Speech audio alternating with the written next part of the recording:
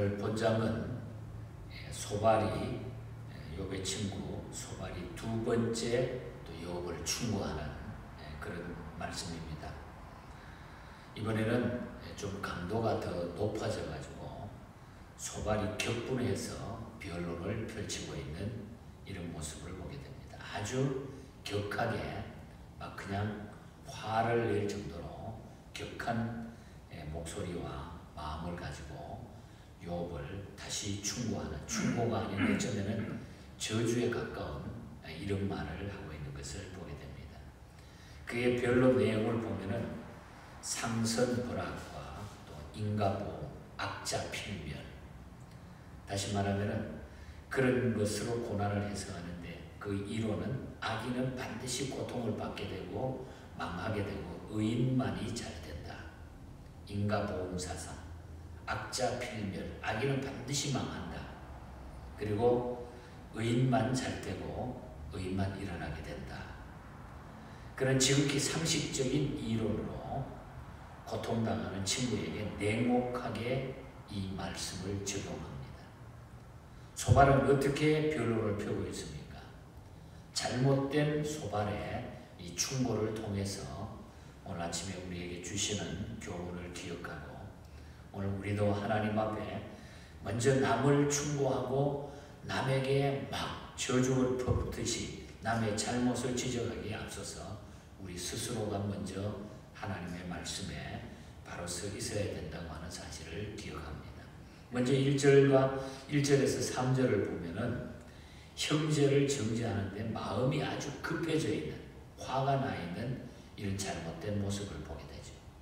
소발은 마음이 급한 자인 것 같아요, 보니까. 그런 욥의 말을 듣고서 우리가 앞장에서 욥이 쭉 대답을 했는데 그 말을 듣고서 욥은 구속주가 살아계신 것을 소망하고 그를 보고자 마음이 초급했다고 욥이 그렇게 말을 했는데 이 말을 듣고 나니까 오히려 이 친구는 소발은 중심이 초급하여 성급해가지고 내가 기다리지 못하겠다. 네가 어떻게 그렇게 말을 하느냐. 내 마음이 오히려 급해가지고 내가 참지 못하고 욥 너에게 지금 화를 내고 말한다. 이렇게 지금 2절에 보면은 그 마음의 표현이 나타납니다. 또한 3절을 보면은 욥이 자기를 모욕하였기 때문에 자기의 자존심이 발동해가지고 말을 하고 있다고 하는 이 이야기를 하고 있죠. 여기서 소발은 욥을 정죄하고 자기 주장을 펴기에 성급해 있다 하는 것을 보게 되는 겁니다. 소발처럼 형제를 정죄하고 자기 주장을 펼치기에 마음이 급하게 되면은 말을 함부로 하게 된다는 거예요. 우리가 화가 나고 마음이 급하게 되면은 말을 함부로 내뱉게 된다고 하는 그런 이야기죠. 성경은 이런 자를 가리켜서 뭐라 그럽니까? 어리석음을 나타낸다 이렇게 말하고 있습니다. 잠언서에 보면은 잠언 14장 29절에 보면은 노하기를 더디하는 자는 크게 명철하여도 마음이 조급한 자는 어리석음을 나타내느니라. 마음이 조급한 자는 어리석음을 나타낸다. 우리는 욥과 소발 사이에서 신앙의 격차가 두 사람 사이에서 상당히 큼을 발견하게 되죠. 정리해보면 욥은 하나님을 뵙고 싶어하는 마음이 급해 있고 빨리 하나님을 보면 좋겠다. 하나님을 사모하고 하나님 이 내 사정을 하나님 빨리 알려주시고 내가 하나님 뵙기를 원합니다. 하나님 앞에 마음이 조급하고 소발은 어떻습니까? 소발은 욥을 정죄하는데 마음이 급했다는 거죠. 완전히 두 사람의 차이가 여기에 나고 있다는 것을 보게 되는 겁니다. 우리가 이 말씀을 통해서 우리가 인생을 살아가면서 어디에 관심이 있으며 어디에 우리의 마음이 급하냐 이 말이에요. 속이 상한다고 말을 함부로 하고 입술을 제어하지 못하고 말하기에 급하지는 않는가. 우리가 이런 일들을 살펴보는 것이 참 지혜롭다 이런 생각을 하게 됩니다. 그리스도인은 듣기는 속히 하고 말하기를 더디해야 바로 그것이 바른 신앙이다. 성경은 야고보서에 그렇게 분명히 말합니다. 그리고 그리스도인의 관심은 예수님을 만나는 소망의 마음이 조급해야 돼요. 예수님 만난다고 하는, 주님 뵙는다고 하는 그 마음이 초조해야지, 조급해야지, 엉뚱한데 우리의 마음이 급하지 말자, 그 말입니다. 그래서 형제를 정죄하는데 마음이 급해 있는 잘못된 충고의 자세, 소발의 모습을 통해서 주시는 교훈입니다. 그리고 4절부터 11절 사이를 쭉 보면은 짧은 성경 지식으로 형제에게 상처를 주지 말자는 거예요. 이 소발은 자기의 짧은 성경 지식으로 형제에게 상처를 주고 있는 이 모습이 나타나죠. 소발이 성급한 마음으로 한 말이 무엇입니까? 4절, 5절, 6절, 7절, 8절에서 11절 쭉 보면은 악인의 형통함이 잠깐이요 결국은 똥처럼 영원히 망한다, 이렇게 주장을 하죠. 뭐 맞는 얘기죠. 악인은 망하는 거니까. 똥처럼 영원히 망한다. 모든 것들이 쭉 보면 그 이야기를 하고 있어요. 또한 욥을 악인이고 사곡한 자로, 욥은 남의 물건을 빼앗고 가난한 자를 학대한 자로 몰아붙여 세우는 거예요. 나쁜 이야기를 다 하는 거예요. 욥에게 그 모든 것들을 붙이는 거예요. 너는 악인이고 사곡한 자고 남의 재물을 빼앗아가 네가 지금까지 부자가 돼서 지금 하나님이 다 뺏어간 거지, 이런 식으로 가난한 자를 학대해가지고 착취해가지고 네가 이렇게 하나님 앞에 잘 사는 것처럼 한 거지. 하나님이 다 뺏어갔지, 네가 잘못돼서 그런 거야, 그런 얘기. 이것은 모함이요 거짓입니다. 사실 그게 아니죠. 이건 사탄이 하는 일이에요. 사탄이 그냥 욥을 긁는 거죠. 소발은 하나님께서 의인으로 인정한 욥을, 하나님은 의인이라고 해요. 동방에서 의인이라고 그랬거든요.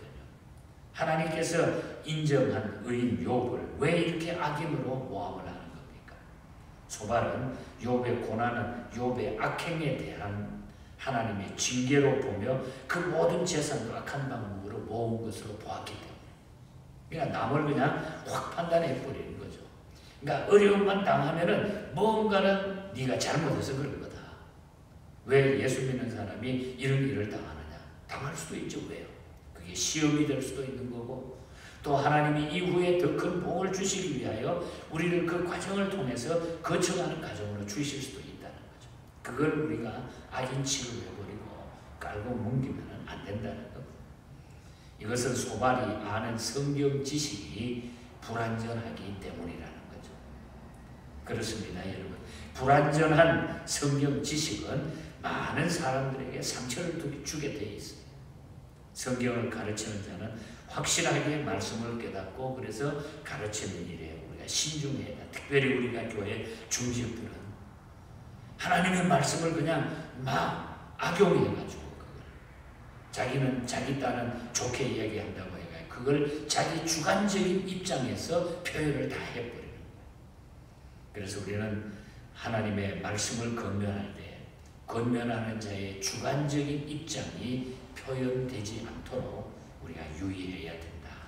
가르치는 자가 얼마나 중요해요. 말씀을 바로 알고 우리가 가르쳐야 된다. 짧은 성경 지식으로 우리가 형제에게 우리가 상처를 주는 일이 없도록 우리를 먼저 살필 수 있는 이런 믿음의 사람이 되어야 된다. 마지막으로 12절부터 29절, 제가 19절까지만 읽었습니다만 마지막 29절까지 거의 같은 내용이에요. 형제를 비방하거나 저주하고 있는 잘못된 충고가 거기 나타. 그 모든 것은 저주스러운 이야기를 쭉 이야기하고 있어요. 전부 저주된 이야기를 합니다. 소발은 욥을 학대자, 사곡한 자, 악인으로 규정하고 그리고 이제 악인이 처할 운명에 대해서 쭉 막 설명을 하죠. 먼저 그는 악인이 악을 대하는 태도를 논한 후에 또 불의한 재물 18절, 19절, 또 불의를 좋아하는 악인의 특징 20절, 21절, 또 악인이 받을 재난을 23절에서 29절을 악인이 어떤 재난을 받느냐 거기에 대한 메시지를 말씀을 선언하고 있습니다.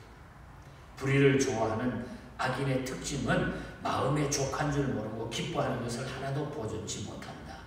맞는 얘기죠. 악인들은 그런 망함을 당할 수밖에 없어요. 맞는 얘기지만 그러나 이걸 욥에게 이야기한다고 하는 이 사실이 크게 잘못된다.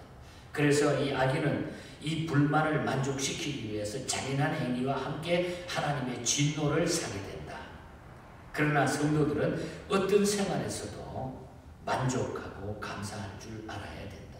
그러니까 빌립보서에 보면은 우리가 감사할 줄 알고, 데살로니가 전서에 감사할 줄 알고, 빌립보서에서는 만족할, 어떤 환경 가운데서 우리가 만족하고 기뻐할 줄 아는 것이 성도의 삶이라고 가르치고 있습니다. 이제 소발은 자신의 변론에 대한 결론으로 악인이 하나님께 받을 분깃과 하나님께서 악인에게 정하신 산업은 파멸하는 것밖에 없다, 이걸 주장하고 28절과 29절에 악인이 파멸의 구렁텅이로 빠질 수밖에 없는 원인을 성경은 다음과 같이 설명하지 않습니까? 악인은 눈이 있어도 보지 못하는 영적 소명이다. 요한복음에 보면 그런 이야기를 합니다. 또한 악인은 죄의 종이기 때문에 넘어지게 된다 그러죠. 그런가 하면 악인은 음심이, 마음에 음심이 가득하기 때문에, 눈과 탐욕이 가득한 마음을 가지고 있기 때문에 범죄하기를 쉬지 않고 연약한 자들을 유혹해가지고 저주의 자식이기 때문에 악인은 망한다. 베드로후서에도 이 말씀이 나타나고 있습니다. 마지막으로 악인이 범하는 죄의 삭선 사망이기 때문에 악인은 망한다. 소발은 자신을 변론하다가 오히려 욥을 모함하고 성경 말씀을 들어가지고 이 악인을 모함해가지고 이 욥을 모함하면서 자기를 변호하기 위해 가지고 욥을 완전히 깔고 뭉기는, 너는 악인이야. 그래서 너는 망해. 너는 저주를 받을 거야. 하나님 앞에 네가 저주자가 된 거야. 이미 막 이렇게 화가 나가지고 막 이야기를 하고 있는 거죠. 12절부터 29절까지 쭉 읽다 보면 그 저주가 얼마나 무서운가. 그리고 마지막 29절에 보면 그렇게 이야기하잖아요. 이는 악인이 하나님께 받을 분깃이요 하나님이 그에게 정하신 기업이니라. 지금까지 우리는 소발의 변론을 쭉 살펴봤습니다. 여기서 발견할 수 있는 것은 소발은 하나님께서는 고난을 통해서 사랑하시는 자를 연단하신다는 사실을 모르는 것 같습니다. 하나님 앞에 무조건 이 고난이라고 하는 것은 하나님 앞에 저주로 받는 것으로만 생각했지, 고난을 통해서 연단받는다고 하는 사실은 이 소발은 조금도 깨닫지 못하고 있다는 거죠. 얼마나 그래서 미련한 자인가.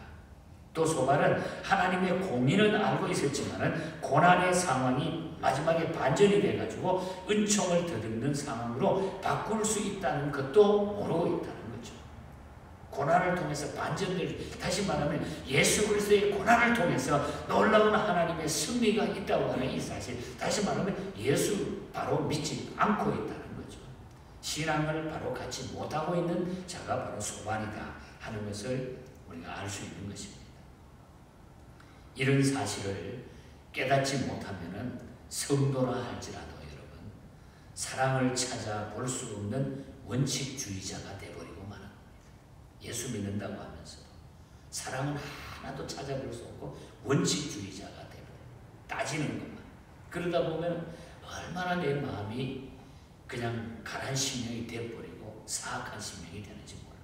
그러므로 우리는 고난받는 이웃에게 사랑으로 먼저 위로하는 것이 가장 중요함을 우리가 먼저 깨달아야 된다. 고난에는 반드시 사랑이 제일 우선이다. 사랑으로 대해야 된다. 그래서 우리는 이 말씀을 통해서, 욥의 고난을 통해서 보는 것은 모든 일에는 하나님의 뜻이 있다고 하는 것입니다. 내가 판단할 수가 없어요. 하나님의 뜻이 있어요.